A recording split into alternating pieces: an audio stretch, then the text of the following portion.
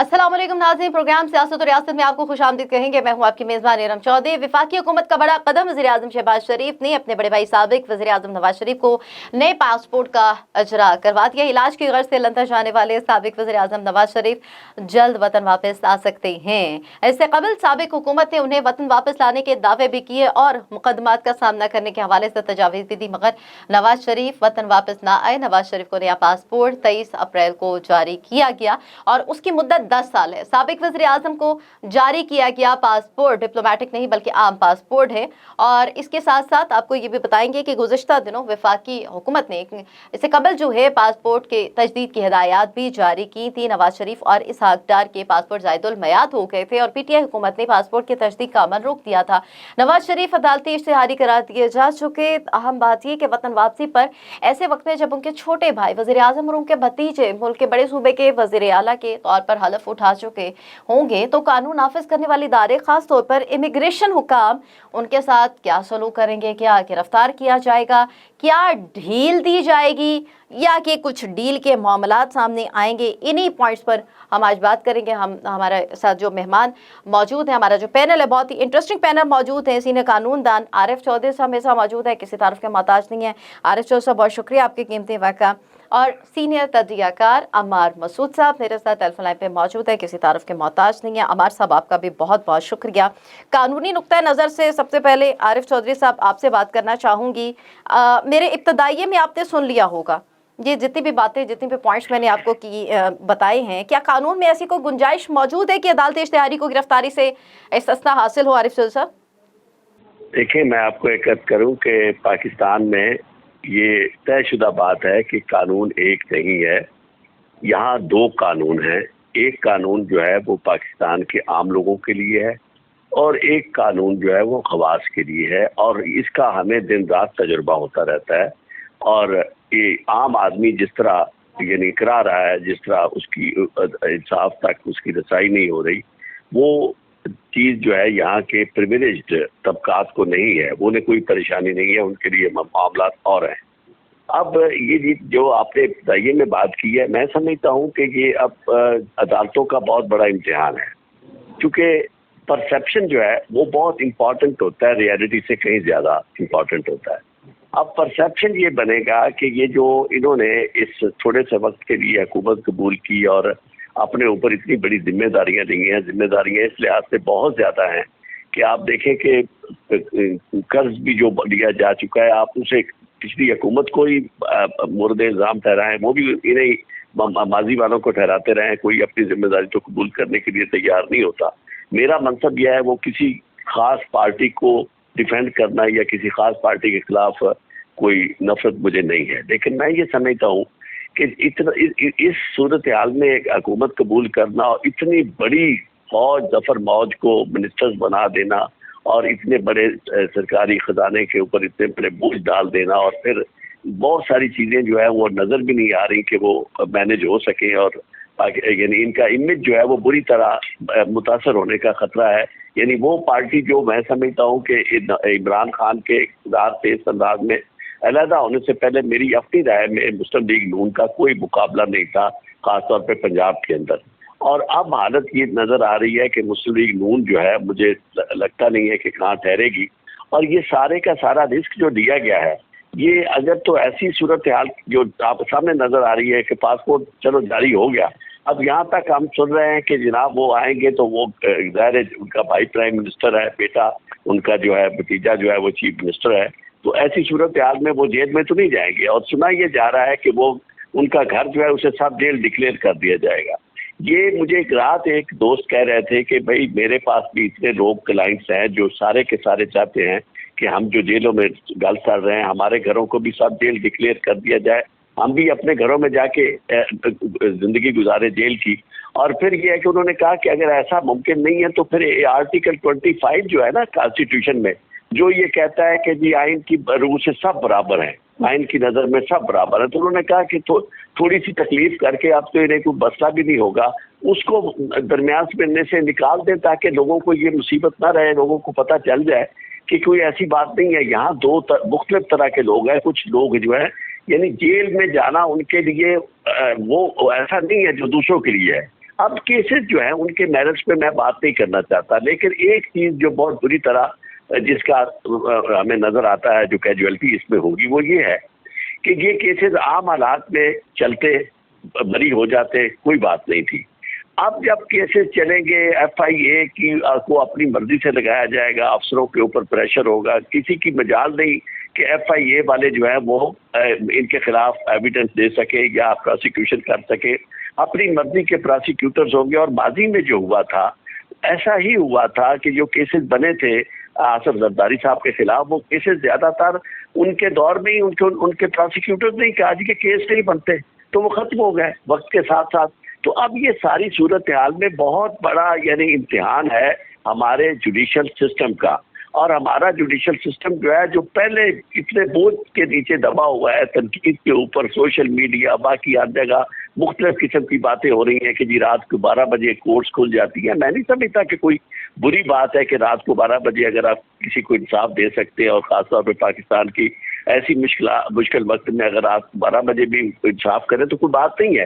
لیکن جب انہیں ایک ہی طرف نظر آتا ہے کہ اتوار کے روز حمزہ شہباز کے گھر جا کے نیب حملہ کرتی ہے تو وہاں عدالت کھل جاتی ہے، یہاں معاملہ ہوتا ہے تو یہاں کھل جاتی ہے، اور دوسرا ساتھ ہی ساتھ وہی پارٹی پی ٹی آئی جو ہے ان کی طرف سے پریزیڈنٹ ریفرنس بھیجتا ہے اور اس ریفرنس کا فیصلہ آج تک نہیں ہوا۔ تو یہ ساری چیزیں ایسی ہیں جو مجھے لگتا ہے کہ پاکستان کا نظام عدل جو ہے اس کا مجھے بہت زیادہ شدید خطرے میں نظر آتا ہے۔ باقی چیزیں تو جو بھی ہوگی وقت کے ساتھ آپ دیکھیں گے۔ پاکستان تحریک انصاف کے حوالے سے بھی کچھ پوائنٹس میں آپ سے ڈسکس کروں گی، وہ بھی سوال سامنے رکھوں گی کہ اگر ابھی کی نومنتخب حکومت کے معاملات آپ کو نظر آ رہے ہیں تو پی ٹی آئی کے کچھ معاملات تھے جس میں عدالتوں کے ساتھ جو معاملات چلے، عمار مسعود صاحب سر یہ جتنے بھی پوائنٹس جتنی بھی باتیں عارف چودھری صاحب نے کہیں ان کے حوالے سے بھی میں آپ سے کہوں گی کہ آپ کا کیا اوپینین ان باتوں کے حوالے سے، لیکن آپ کیا سمجھ سکتے ہیں کہ شہباز شریف صاحب کے وزیر اعظم بنتے ہی، نون لیگ کی حکومت آتے ہی ہم نے دیکھا ہے سابق وزیر اعظم علاج کے لیے 19 نومبر 2019 کو گئے تھے، بہت دفعہ انہیں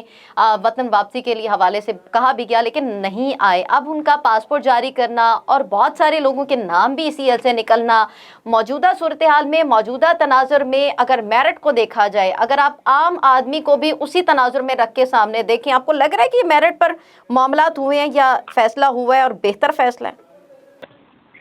دیکھیے میں نے آپ کی گفتگو بہت غور سے سنی ہے، اس میں 2-3 چیزیں بہت امپورٹنٹ ہیں اور وہ سمجھنے ہی ہمیں چاہیے۔ ایک تو انٹیریئر منسٹر رانا ثناء اللہ صاحب نے جو گفتگو کی ہے پریس کانفرنس میں ای سی ایل کے حوالے سے، انہوں نے کہا 4860 لوگ موجود ہیں ای سی ایل میں، اور انہوں نے کہا ان میں سے بہت سے مقدمات جو ہیں یا بہت سے لوگوں کے نام سیاسی انتقام کے طور پر شامل کیے گئے تھے۔ انہوں نے کہا کہ ہم بھی اگر چاہیں تو بہت سے لوگوں کے نام شامل کر سکتے ہیں، لیکن اس طرح کا سیاسی انتقام ہمارا منصب نہیں ہے۔ اس کی وجہ سے انہوں نے کہا کہ ہم نے ایک پالیسی اختیار کی ہے جس کی وجہ سے 3000 لوگوں کا نام نکال دیا گیا ہے۔ اس میں ظاہر ہے بہت سارے لوگوں کے نام آئے۔ نواز شریف صاحب پاکستانی شہری ہیں، پاکستان کے 3 دفعہ پرائم منسٹر رہ چکے ہوئے ہیں۔ یہ بات بڑی واضح ہو چکی ہے کہ جس طرح گزشتہ دور حکومت میں سیاسی انتقام لیا گیا اور مختلف اداروں کا جو رویہ رہا مسلم لیگ نون کی طرف اور اس خاندان کی طرف، اس سے سیاسی انتقام کی خوبو بڑی واضح ہوتی تھی، اور اس کی وجہ سے ان کو پاسپورٹ جاری نہیں کیے گئے جو کسی بھی پاکستانی شہری کا حق ہوتا ہے۔ وطن وہ واپس کیوں نہیں آئے، اس بات کی بھی بڑی واضح طور پہ سمجھ آتی ہے۔ یہاں پہ جس طرح کا جبر اور استبداد کی کیفیت تھی، نہ کوئی قانون کو فالو، قانون تو بہت چھوٹی چیز رہتی ہے۔ یہاں پہ جو حکومت تھی وہ آئین کو نہیں تسلیم کرتی، وہ عدلیہ کو تسلیم نہیں کرتی، تو اس طرح کے خدشات کے پیش نظر، کیونکہ ہم نے ماضی میں دیکھا ہے کہ ہم ایک وزیر اعظم کو غلط فیصلوں کی وجہ سے گنوا چکے ہیں، تو اس وجہ سے انہوں نے یہ فیصلہ کیا۔ طبیعت کے بھی ان کے یقیناً مسائل ہوں گے۔ دوسرا آپ کا سوال یہ بنتا تھا کہ شہباز شریف صاحب کے اور حمزہ شہباز کے ہوتے ہوئے اب جب واپس آئیں گے تو کیا ان کے مقدمات ختم ہو جائیں گے؟ میرا نہیں خیال کہ ان کے مقدمات ختم ہو جائیں گے، انہیں بہرحال ایک ٹرائل کا فیصلہ کرنا پڑے گا، سامنا کرنا پڑے گا۔ لیکن جو اس ٹرائل میں سے جو انتقام کی کیفیت تھی وہ میرے خیال میں نکل جائے گی اور نکل جانی چاہیے۔ جو یہ سوال ہے کہ تحریک انصاف کے حوالے سے کہ عام آدمی کو بھی کیا اس طرح کے اختیارات حاصل ہوتے ہیں، کیا اس طرح کی بھی چیزیں عام آدمی کے لیے ہو سکتی ہیں؟ دیکھیے، ہمیں یہ بھی سمجھنا چاہیے کہ عام آدمی کو اس کے بیٹے سے تنخواہ نہ لینے پر سزا نہیں ہوتی، یہاں پر ہوئی ہے۔ اور یہ معاملات ہماری عدالتی تاریخ کے حوالے سے جائے تو بہت زیادہ تکلیف دہ بات ہوتی ہے۔ اب صورتحال تبدیل ہو رہی ہے، اب وہ ظلم کا دور بیت گیا ہوا ہے، تو اب جو سیاسی شخصیات ہیں ان کے خلاف مقدمات، جنرل مشرف نے مقدمات درج کیے، انہوں نے کہا کہ ان کی سیاست ختم ہو گئی ہے، کبھی وطن واپس نہیں آ سکے۔ پھر کیا ہوا؟ اب جنرل مشرف وطن نہیں واپس آ سکتے۔ ضیاء الحق نے کیا کہا تھا کہ پیپلز پارٹی ختم ہو گئی ہے، پیپلز بے نظیر بھٹو نہیں واپس آ سکتے، واپس آئیں، اور ان کا جیسے استقبال ہوا 1986 میں، تو سب کو پتا ہونا چاہیے۔ دیکھیے، ان میں سے بہت سارے فیصلوں کے پیچھے ایک جماعت کا سیاسی انتقام نظر آتا تھا، لیکن اس کا یہ مطلب نہیں ہے کہ انہیں جو کیسز ہیں ان کا سامنا نہیں کرنا پڑے گا۔ کیسز کا سامنا انہیں ضرور کرنا چاہیے، جب نہیں کریں گے تو وہ غلط بات ہوگی، اس سے پھر ظاہر ہے ہمارے ایجوکیشن سسٹم پر بہت زیادہ سوالات اٹھیں گے۔ لیکن جہاں تک ان کے پاسپورٹ کا اجرا ہے، ان کی وطن واپسی کا فیصلہ ہے، جن لوگوں نے ملک سے باہر جانا ہے، ECL کا مسئلہ، اگر کوئی ملک کے خلاف غداری کا مسئلہ نہیں ہے، کوئی دہشت گردی کا مسئلہ نہیں ہے، تو یہ کوئی ایسی بری بات نہیں ہے۔ اس میں اس بات کی تو حوصلہ افزائی کرنی چاہیے۔ ٹھیک ہے، آپ نے یہ جتنی بھی باتیں کی ہیں کہ یہ جو صورتحال اگر ہوتی ہے، ان کو ٹرائل سے تو گزرنا پڑے گا، لیکن جو ایک انتقام کی کیفیت تھی جو کہ گزشتہ حکومت کے ہوتے ہوئے یہی تاثر سامنے آ رہا تھا، وہ کسی حد تک ختم ہو جائے گی۔ یہ آپ کے پوائنٹس میں سامنے رکھوں گی تاکہ قانونی طور پر قانون اس حوالے سے کیا کہتا ہے۔ عارف چودھری صاحب کے سامنے، عارف چودھری صاحب، باتیں آپ نے سنی عمار مسعود کے ساتھ، کہتی ہیں کہ کسی بھی معاملے کا حل دلیل کے ساتھ سامنے رکھا جانا چاہیے۔ یہ جتنی بھی بات کے حوالے سے، سوال کے حوالے سے دلیل سامنے رکھی گئی ہے عمار مسعود صاحب کی جانب سے، آپ کی کیا رائے ہے؟ ساتھ ہی ساتھ مجھے یہ بھی بتا دیں کہ اگر ماضی میں آپ کو یاد ہو، چیئرمین تحریک انصاف بھی عدالتی اشتہاری رہ چکے ہیں، انہوں نے بھی اس وقت اقتدار میں نہ ہوتے ہوئے بھی گرفتاری نہیں دی تھی، تو آپ کیا سمجھتے ہیں قانون کے حوالے سے اتنی آپ نے کہا ہے کہ عدلیہ پہ تحفظات اب سامنے آ رہے ہیں، تو کیا قانون واقعی اندھا ہے عارف چودھری صاحب؟ نہیں، اگر قانون اندھا ہوتا تو پھر تو بہت اچھا تھا۔ قانون اصل میں اندھا نہیں ہے، قانون کی آنکھیں ہیں اور قانون جو ہے وہ دیکھتا ہے، اور جو کہتے ہیں نا کہ جی ہم فیس نہیں، ہم کیس دیکھتے ہیں، وہ بھی فیس دیکھتے ہیں۔ تو میرا تو یہ کیس ہی نہیں ہے کہ میں کسی کو یہ ڈیفینڈ کروں کہ جی اگر وہ اشتہاری تھے تو وہ انہیں کوئی استثناء تھا اور انہیں قانون سے بالا تر سمجھنا چاہیے۔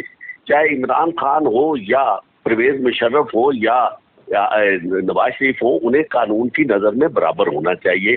میری نظر میں تو سب سے زیادہ جو پرابلم مجھے نظر آ رہا ہے نا، وہ یہ ہے کہ یہی ہماری عدالتیں، اب لوگوں کو نہیں پتا کہ جج بدلتے ہیں تو اس میں کیا کیا بدلتا ہے۔ لوگوں نے تو یہ سنا ہوا ہے، انہیں تو یہ پتا ہے کہ جناب جج جو ہے، عدالت کا مطلب جج ہے، اور عدالت جو ہے اس میں جج جو ہے اس کو علیحدہ طور پہ آپ نہیں دیکھتے، جب فیصلہ آتا ہے تو وہ جج کا فیصلہ نہیں ہوتا، وہ عدالت کا فیصلہ ہوتا ہے۔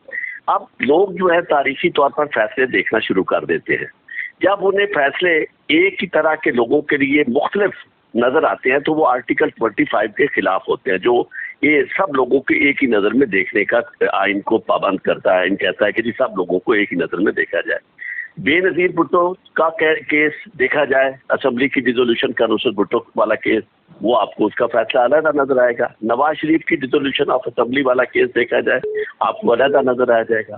نواز شریف کے خلاف ہونے والے کیسز کے فیصلے آپ کو تاریخ دیکھ لیں، میں بطور ایک ادنا طالب علم قانون کا جو ہے میں دیکھتا رہتا ہوں، تو مجھے سارے کے سارے وہ فیصلے جو ہے جنہیں یہ کہتے ہیں کہ انتقام کی بو ہے، وہاں مجھے محبت کی خوشبو نظر آتی ہے عدالتوں کی طرف سے۔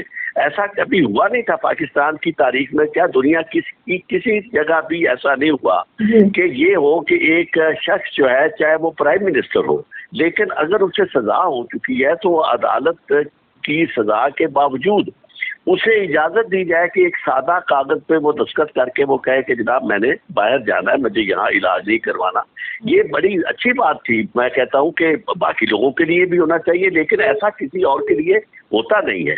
تو اسی طرح بہت ساری ایسی چیزیں جب ہماری نظر میں گزرتی ہیں تو میرا تعلق تو بیسیکلی سیاست سے نہیں ہے، میرا تعلق تو نظام عدل سے ہے. مجھے جب نظام عدل جو ہے اس کو میں جب لہو لہان دیکھتا ہوں تو اس سے مجھے تکلیف یہ ہوتی ہے کہ ریاستیں تب ٹوٹتی اور بنتی ہے جب وہاں عدل کا نظام جو ہے وہ اگر چل رہا ہوتا ہے تو عدالت چل رہی ہوتی ہے اور ملک چل رہا ہوتا ہے. اگر عدل کا نظام برباد ہو جاتا ہے تو ملک کی تباہی اور بربادی آتی ہے.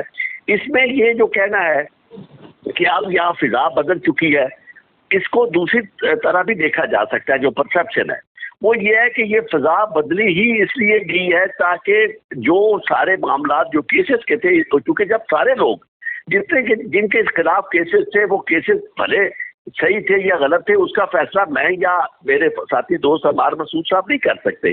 وہ فیصلہ تو عدالتوں نے کرنا ہے. وہ بھی یہی فرما رہے ہیں کہ عدالتیں کریں گی. جب عدالتوں کے فیصلے سے پہلے یہ کر دیا جائے کہ بھئی یہ عدالتیں یعنی یہ اس طرح کے کیسز چل ہی نہ سکے، اور اس یعنی مثال کے طور پر آپ نے دیکھا ایف آئی اے نے کیس بنایا جس کا 40 ارب والی وہ بات کرتے ہیں، لیکن جو بھی وہ مقصود چپڑاسی کے ذمے آتے ہیں پیسے، اور اس کا جواب کیا دیا جاتا ہے؟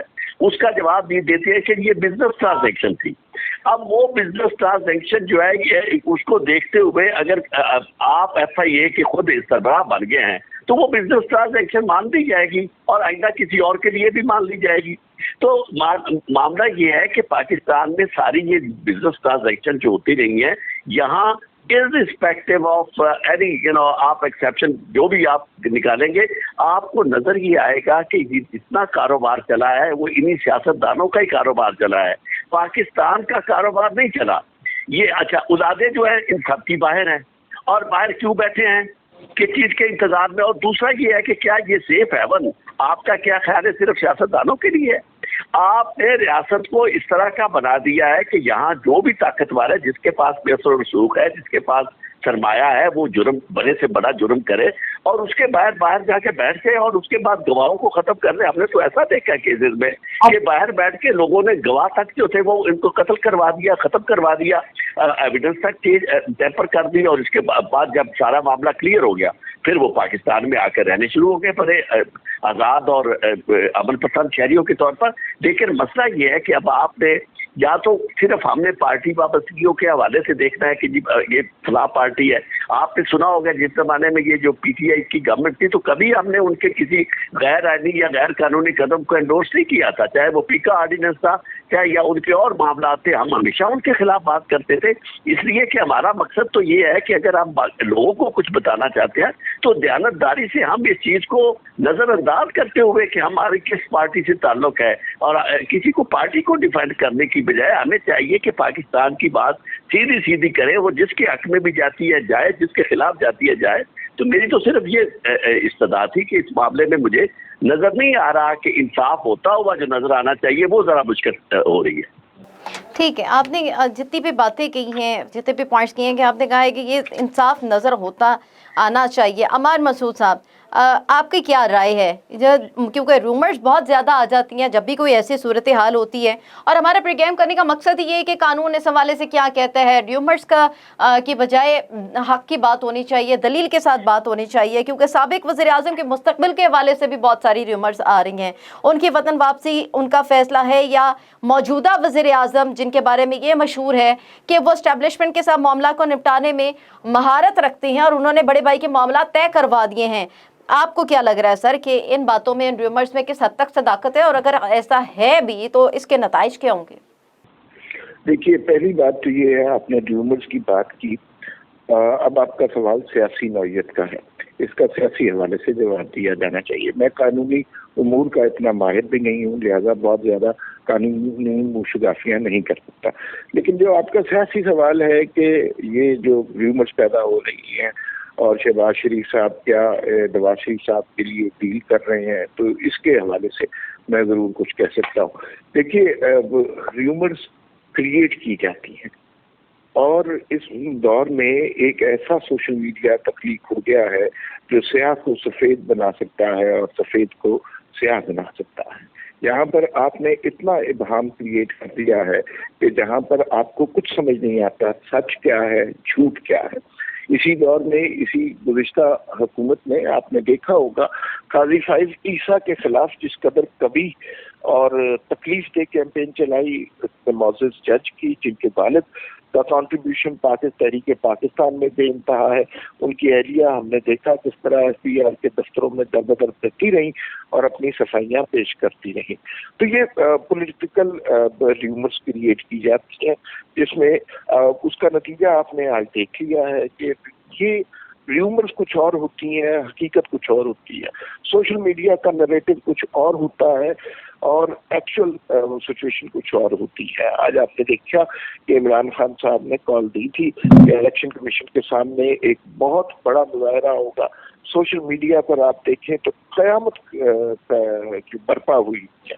اگر وہاں پر ایکچولی الیکشن کمیشن کے سامنے جا کے کہ مظاہرہ ہوا ہے، اس کے اندر 13-14 لوگ سارے موجود تھے. تو ریومر سوشل میڈیا ایک نئی ٹیکنیک ڈیوائس ہوئی ہے، جس کو ٹرمپ نے بھی استعمال کیا ہے، جس کو پاکستان میں تحریک انصاف نے بھی استعمال کیا ہے.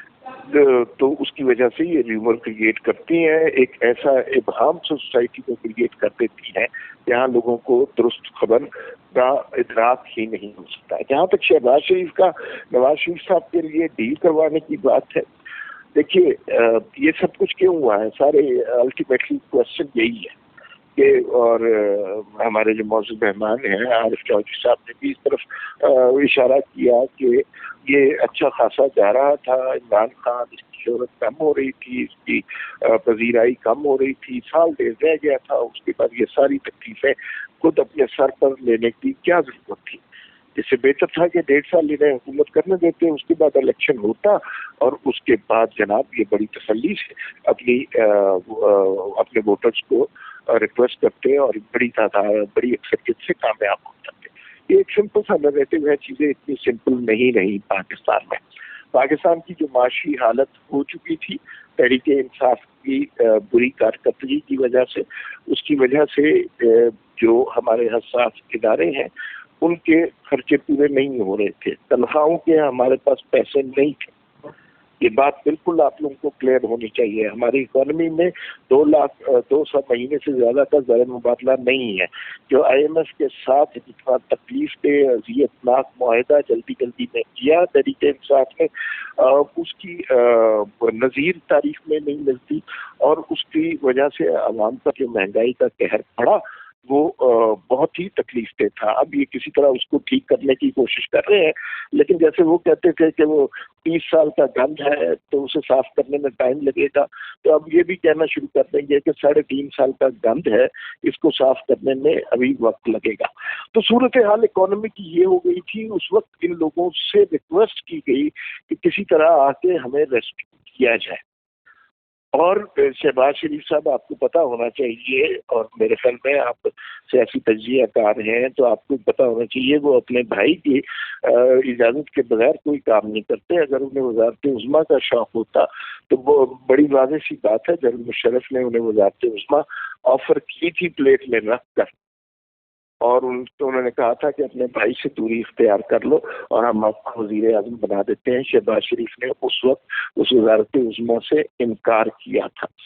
یہ جو ابھی صورتحال پیدا ہوئی ہے، اس میں خدشہ یہ تھا کہ عمران خان کچھ اور تحریک انصاف اپنے کچھ کارکنوں کی مدد سے ایک ایسا سسٹم کریٹ کرنے لگے ہیں جس سے نہ صرف اگلا الیکشن بھی 2018 کی طرح لوٹا جائے گا ای وی ایم کے ذریعے. اس کی اگر آپ کو ای وی ایم کی ڈیٹیل پتا ہو، اس میں 0.04% اگر نمبر چینج کیا جائے تو ہماری 60% سیٹوں پر فرق پڑ سکتا ہے. اسٹیبلشمنٹ میں کچھ ایسے لوگ تھے جو ان کے ساتھ ان کی بڑی حمایت کر رہے تھے، اور عمران خان جانے ان کو کس پوسٹ پر رکھنے کی تجویز اپنے ذہن میں رکھے ہوئے تھے. وہ ساری صورتحال سب کے سامنے تھی کہ اگر وہ یہ اس وقت اگر یہ سامنے نہ آتے تو وہ والا سسٹم اگلے 10 سال تک چلنا تھا، عوام کے حقوق غصب ہونے تھے. اور اس وقت یہ جانتے ہوئے کہ معاشی صورتحال بہت بری ہے، اس وقت انہیں مورد الزام کوئی نہیں ٹھہرائے گا. اس وقت انہیں ایک ریسکیو کا رول دیا گیا ہے اور یہ اپنی پوری کوشش کر رہے ہیں. مفتاح اسماعیل کی جو ملاقات ہوئی ہے آئی ایم ایف میں، اور وہ آپ کو پتہ ہے کہ ہمارے ہاں جو عمران خان نے 2 مہینے پیٹرول کی قیمت نہیں بڑھائی آئی ایم ایف کے معاہدے کے مطابق.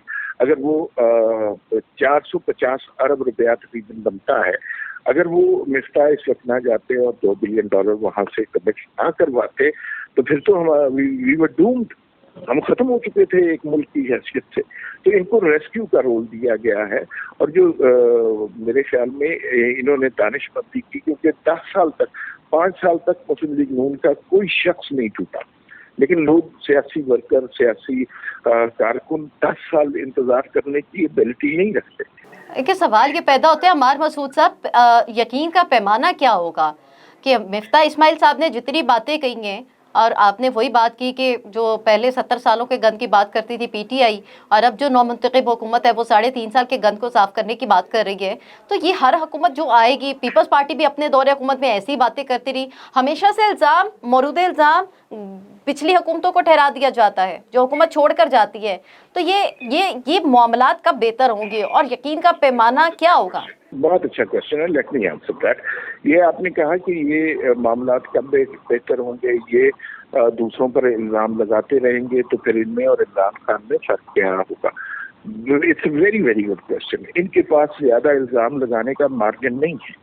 یہ پبلکلی یہ بات ہی نہیں کر رہے بہت زیادہ کہ عمران خان نے کس طرح اکانومی کو ٹارنش کیا. جس طرح تیزی کے ساتھ وہ اپنے کام میں لگے ہوئے ہیں، چیزیں بہتر کرنے لگے ہیں، مجھے بڑی توقع ہے کہ یہ 3-4 مہینے کے اندر پاکستان کی سچویشن مختلف کر دیں گے.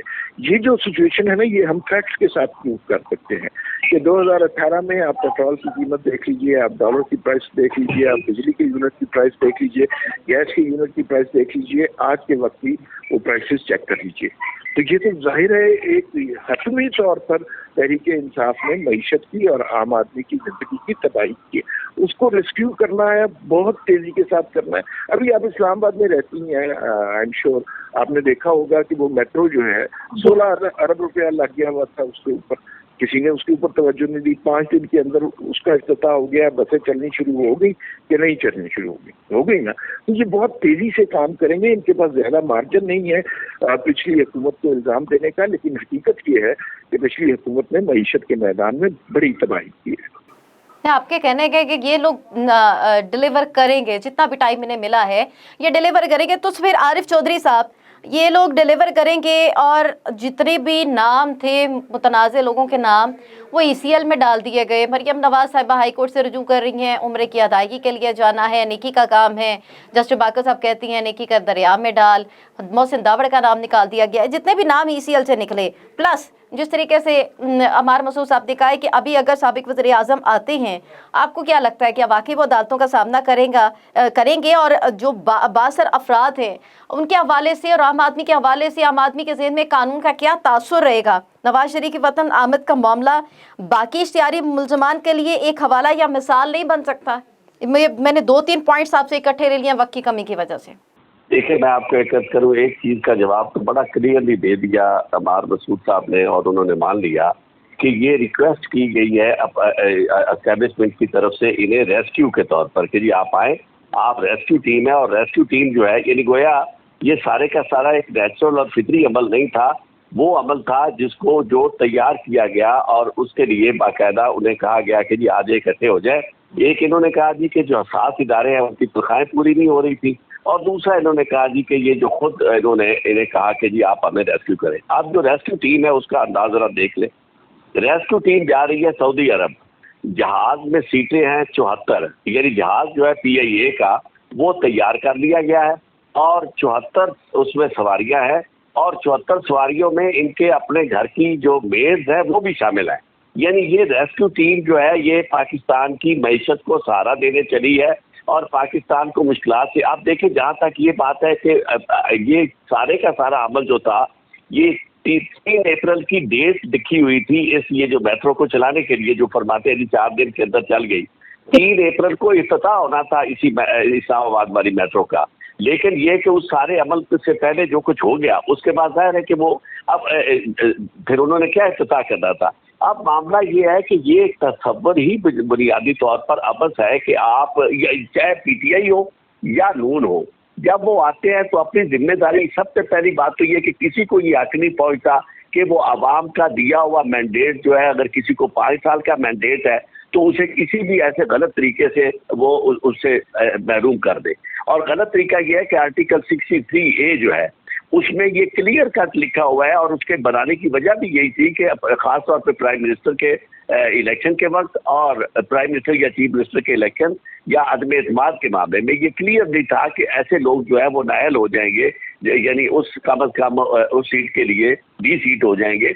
और वो सारे का सारा अमल इसको अगर आपने किया है इस सारे अरसे में, जबकि 5 साल का इनके पास तो 5 साल का मैंडेट नहीं था, इनके पास तो 5 साल का अपोजिशन का मैंडेट था। जिनके पास 5 साल का अपोजिशन का मैंडेट था उनको रेस्क्यू टीम के तौर पर अगर कोई लेके आया है तो उनके अपने बयानिए का जरा पूछिए ना, जो कहते थे कि वोट को इज्जत दो। और वो जो वहां बैठ के जो नवाज शरीफ साहब अमेरिका बरतानिया में बैठ के जिस तरह की जुबान उन्होंने इस सब के बारे में इस्तेमाल की, आज भी लोग सोशल मीडिया पे दिखा रहे हैं, जर्नैलों के बारे में इन्होंने कहा। तो इससे मैं ये समझता हूँ कि ये सारे इदारे, उसमें चाहे अदलिया हो, चाहे वो ये अपनी आपकी एस्टेब्लिशमेंट हो, सारे के सारे they all are on trial. इसलिए कि अगर ये खुद करते और खुद ये तस्लीम करते हैं कि जी हमने बच्चों की तरह उंगली के साथ लेके फिरते हैं, अभी किसने आपको ये इख्तियार दिया है कि बच्चों की तरह आप उंगली के साथ लेके किसी को फिरे? सियासतदानों को उनके काम करने दें। अगर वो सियासतदान जो है वो सही काम नहीं करते, लोग उन्हें रिजेक्ट कर देंगे। आपको रेस्क्यू टीमें तलाश करने की जरूरत नहीं है, let them face the music. इसी तरह जब नवाज शरीफ का दौर था तो नवाज शरीफ साहब को अगर आपने निकालना था तो उसके लिए भी कोई एक्स्ट्रा ऑर्डिनरी इस तरह के तरीके इख्तियार करने वाली बात जरूरी नहीं कि जो बाद में कंट्रोवर्शियल होगी। मैं उसको भी डिफेंड नहीं करता। आपने किसी भी को भी टेन्योर अगर पूरा नहीं करने देना तो उसके बाद हमारी जगहंसाई पूरी दुनिया में हो रही है, और हर शख्स जो है अपने अपने जिसके साथ ताल्लुकात होते हैं, जिसके साथ उसकी वाबस्तगी होती है, फिर वो सारे सर्कमस्टांसेस को डिफेंड भी करना शुरू कर देता है।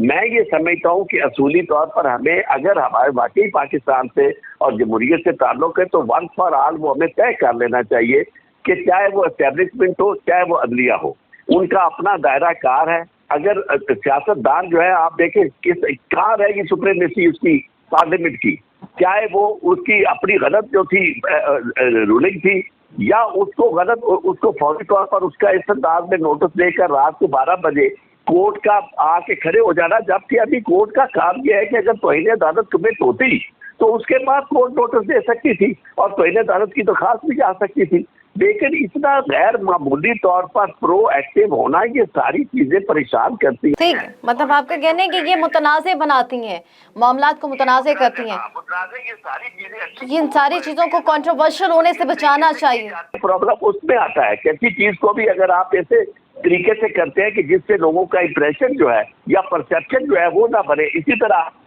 आप फौरी तौर पर आते ही आपने सबसे पहले ECL से नाम निकालना शुरू कर दिए किसी और सब, फिर उसके बाद आपने FIA को बदलना शुरू कर दिया, प्रोसिक्यूटर्स बदलने शुरू कर दिए। ये सारे का सारा आरिफ चौधरी साहब, जनाब ये चूंकि फिजा बदल गई है, आप इंसाफ की आवाज एक तब्दीली की हुकूमत रही थी 3.5 साल, अब जो बाकी के 1.5 साल रह गए हैं, ये भी तब्दीली और डिलीवर करके आवाम को क्या रिलीफ देती हैं या किन को रिलीफ मिलता है, अब ये देख लेती हैं। बाकी कि आवाम के साथ क्या होता है। आपने जो बात की है कि ट्रायल, सबका ट्रायल है, इदारे जो हैं वो अपने हदूद में अपने इख्तियारात के अंदर रह के काम करें, तो ये मामला वक्त बहुत बड़ा उस्ताद है।